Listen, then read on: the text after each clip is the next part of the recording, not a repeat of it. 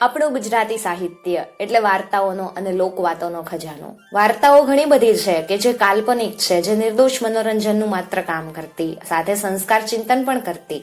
આપણા સાહિત્યમાં ઘણી બધી કહેવતો પણ છે. શું તમને ખબર છે કે આવી કહેવતોની પાછળ પણ વાર્તાઓ જોડાયેલી છે?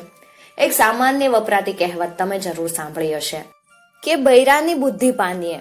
ખરેખર આ એક કહેવત છે. અત્યારના સમયમાં આને સાચું ના માની શકાય, પણ આ કહેવતની સાથે એક વાત જોડાયેલી છે અને એ જ વાર્તા આજે આપણે સાંભળવાના છીએ. પણ એક ખાસ વાત મિત્રો, આ ફક્ત કાલ્પનિક વાતો છે અને મનોરંજન માટે છે. વિમલપુર નામનું એક ગામ હતું. એમાં વનેચંદ નામનો એક વાણિયો રે, બહુ માલદાર. વાણિયાની સ્ત્રીનું નામ લીલાવતી. આ જ ગામમાં જશવંત નામનો એક ફોજદાર, એની સ્ત્રીનું નામ કલાવતી. વનેચંદ શેઠ ને આ જશવંત ફોજદારને એટલું બને કે જાણે બધને હગ્ગા ભાઈઓ હોય.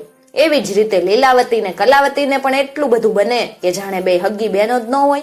રોજ કલાવતી લીલાવતીને મળવા એના ઘરે જાય, ખબર અંતર પૂછે, ત્યારે લીલાવતી એના ઘરની ગમે એવી બધી વાત સંકોચ વગર કલાવતીને કહે. એક દિવસ વનેચંદને વિચાર આવ્યો કે હું જે મારી વાત મારી સ્ત્રીને કરું એ બધી વાત કલાવતીને કે, માટે જો કઈ ખાસ ખાનગી વાત હોય તો કોઈ વાર મારી સ્ત્રી મારું માથું જ કપાવી નાખે. એક દિવસ શેઠે લીલાવતીને કીધું કે તું તારી બેનપણી કલાવતીને બધી વાત ન કરતી. લીલાવતી કે હારું, હું એને કેવા જેવી વાત હશે ને એ જ કહીશ, નહીતર નહીં કહું. છતાં પણ શેઠને પોતાની સ્ત્રીની પરીક્ષા લેવાનું મન થયું કે જોવું તો ખરો બધી વાત કરે છે કે નહીં.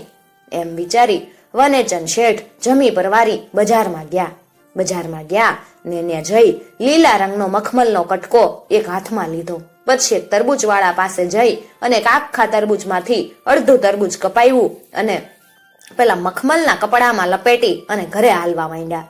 શેરીના નાકા આગળથી શેઠ ઉતાવળથી ચાલતા, ઘડીકમાં દોડતા ને ઘડીકમાં હાફતા ઘર આગળ આવ્યા. ઘરના ઓટલે લીલાવતી ઉભેલી. એણે શેઠને પૂછ્યું, તમે આટલા બધા ગભરાવશો કેમ? હાફળા ફાફડા કેમ થઈ ગયા? શેઠે કીધું, અલી વાત બહુ ખાનગી. જો બાજુના ડુંગરામાં ઠાકોરનો છોકરો ઘોડા ઉપર બેસીને બજાર જતો તો. એવામાં એના ઘોડાએ મને લાત મારી એટલે મારે ને ઠાકોર વચ્ચે તકરાર થઈ. મેં ધારિયાથી ઠાકોરના છોકરાનું માથું કાપી નાખ્યું. તે આ માથું કટકામાં વીંટાળીને ઉતાવળથી ઘરે આવ્યું. સા હો, હાલ મારી હારે ત્રીજે માળ કાતરિયામાં. વનેચંદ ને એની સ્ત્રી ત્રીજે માળે કાતરિયામાં ગયા. ત્યાં જઈ વનેચંદે પેલા કટકાના 4 છેડા ભેગા કર્યા, જોડી જેવું બનાવી મોં ભારે લટકાવી દીધું. પછી કાતરિયાના દાદરને તાળું માર્યું ને ચાવી એની સ્ત્રીને આપી. થોડીક વાર થઈ એટલે વનેચંદ બજારમાં ગયા. ઈ વખતે કલાવતી લીલાવતીને મળવા આવી. લીલાવતીને ગભરાઈ ગયેલી જોઈ અને કલાવતીએ પૂછ્યું, એલી તું આજ કેમ એટલી બધી ઉદાસ દેખાય? તન મારા હામ જે વાત હોય ઈ કર, હું કોઈને નહીં કહું.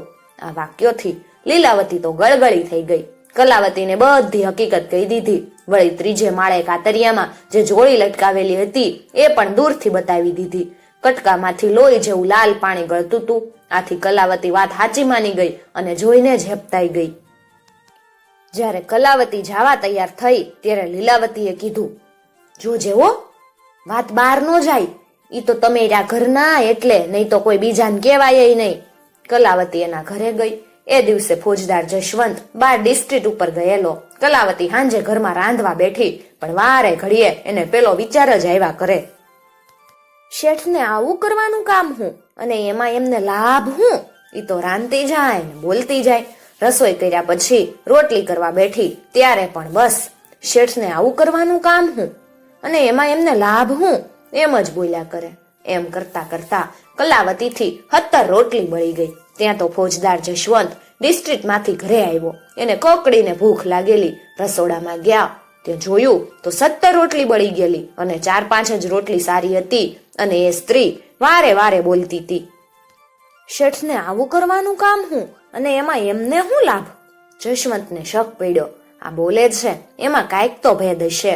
એમ વિચારી ઈ તો દીવાનખાનામાં જઈ પિસ્તોલ લઈ આવ્યો. સ્ત્રીને ધમકાવી ત્યારે કલાવતીએ બધી વાત કરી. તરત જ જશવંતે પોલીસ પાર્ટી લઈ અને શેઠના ઘરે ઘેરો નાખ્યો. ત્રીજે માળે ખાતરિયામાં જઈ પેલું પોટલું લઈ શેઠને ગિરફ્તાર કરી જેલમાં પૂર્યો ને પેલું પોટલું કચેરીમાં મોકલ્યું, પણ પોતે અંદર જોતો નથી કે પોટલાની અંદર શું છે. બીજે દિવસે કોર્ટમાં શેઠને બોલાવ્યા ને જ્યાં પેલું પોટલું ખોલ્યું તો અંદરથી તરબૂચ નીકળ્યું. આ જોઈ બધા નવાઈમાં પડી ગયા. ત્યારે શેઠે કીધું, ઈ તો મેં મારી સ્ત્રીની પરીક્ષા લેવા માટે આ પેત્રો કર્યો હતો.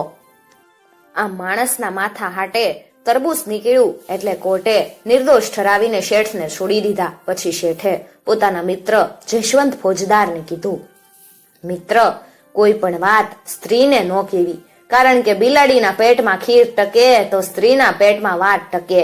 જો 4 મળે ચોટલા તો ભાંગે સૌના ઘરના ઓટલા. બસ ત્યારથી કહેવત પડી કે બૈરાની બુદ્ધિ પગની પાનીએ.